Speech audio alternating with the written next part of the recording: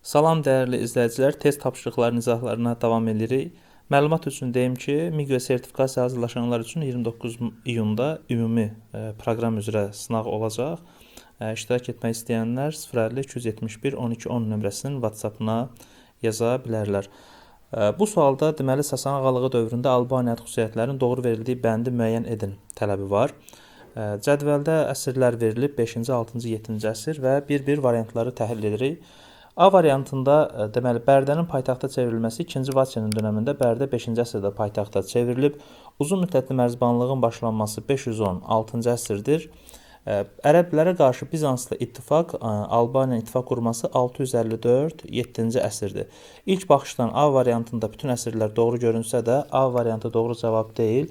Niyə? Çünki ərəblərə qarşı Bizansla ittifaqın qurulması 654-cü ildir. 654-cü il isə Sasani ağalığı dövrü hesab olunmur.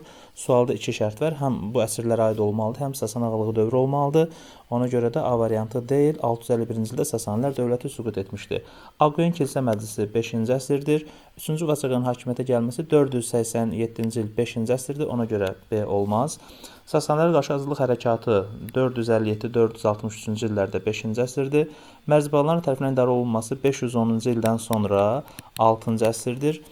Kadisiya döyüşündə Sasanilərə dəstək verməsi 636-cı il Albanlar Sasanilərin tərəfində vuruşub və 7-ci əsrdir. Deməli, C variantı sualımızın cavabıdır.